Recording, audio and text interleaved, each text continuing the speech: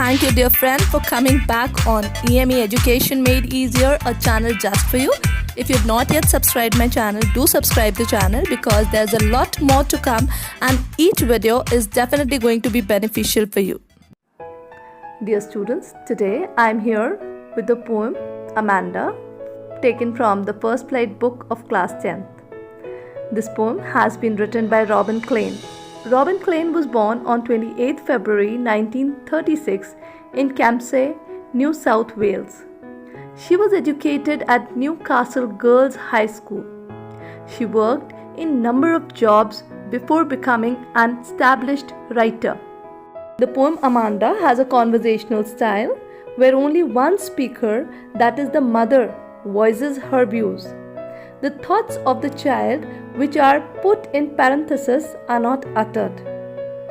The child seems to be listening in silence, but in reality, her imagination, which is fast at work, transports her from home to sea to the roadside to an old castle, and thus she wishes to escape the perpetual nagging by her mother. So the poem goes like this. Don't bite your nails, Amanda. Don't hunch your shoulders, Amanda. Stop that slouching and sit up straight, Amanda. In this stanza, the speaker is probably the mother of a young school-going girl, Amanda. The stanza reveals the relationship between the mother and the daughter. The mother is in the habit of constantly checking and scolding her daughter. She, in an authoritative tone, prohibits Amanda from biting her nails. She further rebukes her for bending her shoulders and for sitting in a slouching posture. The mother instructs the girl to sit straight and in erect posture. The stanza 2, which is in parenthesis, goes like this. There is a languid emerald sea where the sole inhabitant is me, a mermaid drifting blissfully. So in this stanza we see that Amanda, the young girl, is the speaker, though her thoughts are not expressed openly. She is so much fed up with the constant instructions from her mother that she mentally drifts into the world of her own imagination, the world of absolute liberty. She dreams of a sea with emerald green water and slow, lazy waves.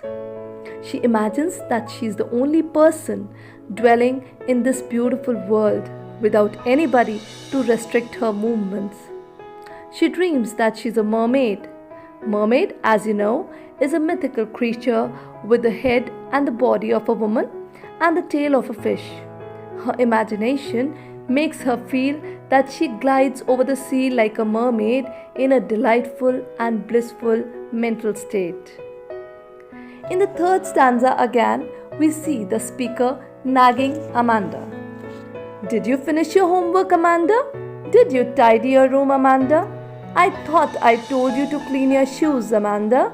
From the world of imagination, Amanda is transported back to her real life when her mother sternly asks her if she has finished her homework or if she has cleared and cleaned her room. The mother rebukes Amanda for not having obeyed her when she asks her to clean her shoes. The stanza further emphasizes the authoritative tone of the mother while talking to Amanda and her strict behavior while handling the girl. The girl in the fourth stanza again drifts into her imaginary world. I am an orphan roaming the street. I pattern soft dust with my hushed bare feet. The silence is golden, the freedom is sweet. Amanda is so much frustrated by the continuous nagging by her mother that she imagines herself to be an orphan who is wandering about in the streets freely with no parent to scold her for walking in the dusty path. The shouting of the mother at Amanda makes the girl crave for a life of silence and liberty. She does not mind being an orphan if that can provide her freedom and peace of mind. The fifth stanza goes like this. Don't eat that chocolate, Amanda. Remember your acne, Amanda? Will you please look at me when I'm speaking to you, Amanda? As Amanda's mother handles her daughter sternly, always instructing and rebuking her, this stanza further reveals the behavior of the mother. She prohibits Amanda from eating chocolates because that may aggravate her acne. As Amanda, being annoyed, looks away, her mother commands her to look at her when she is talking to her. Now the frustrated girl again starts dreaming about being Rapunzel. In the sixth stanza, she thinks, I am Rapunzel, I have not a care. Life in a tower is tranquil and rare. I'll certainly never let down my bright hair. Amanda again escapes to the world of imagination away from the real world, where she is subjected to constant scolding by her parents.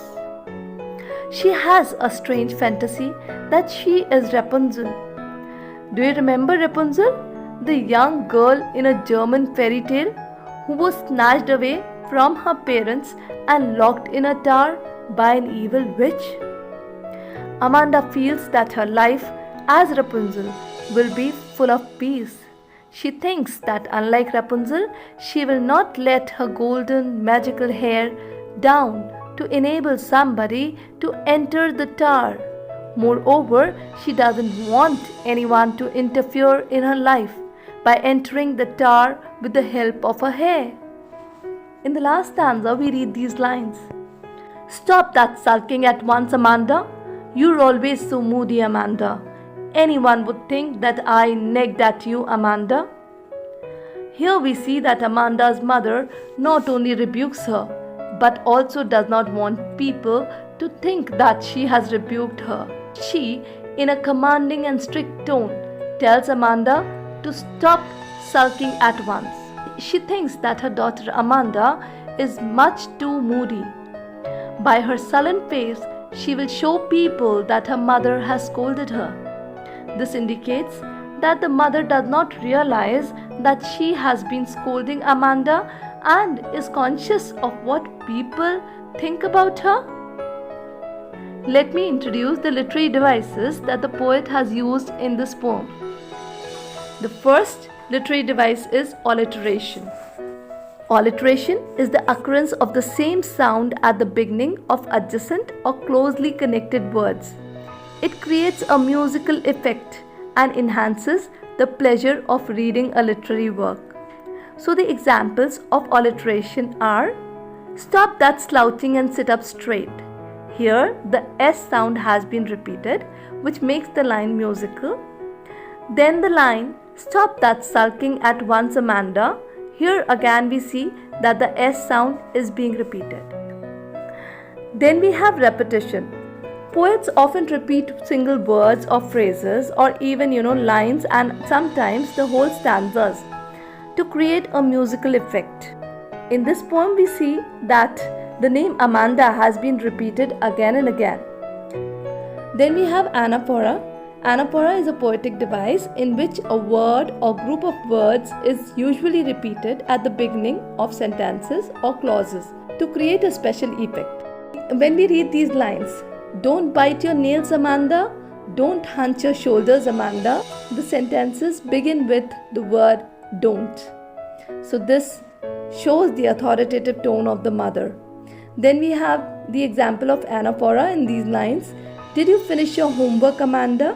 Did you tidy your room, Amanda? So here the repetition of did you emphasizes the harsh treatment of Amanda at the hands of her mother.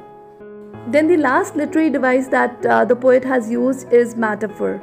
Metaphor is a figure of speech that is used to make a comparison between two things that aren't alike but do have something in common. So we see that the poet uses metaphor in stanzas 2, 4 and 6 as he compares Amanda to a mermaid, an orphan and Rapunzel respectively. With this, I come to the end of this poem Amanda. Hope you were able to understand the poem. In case of any query, do drop your comments in the comment section. I will revert to you as soon as possible.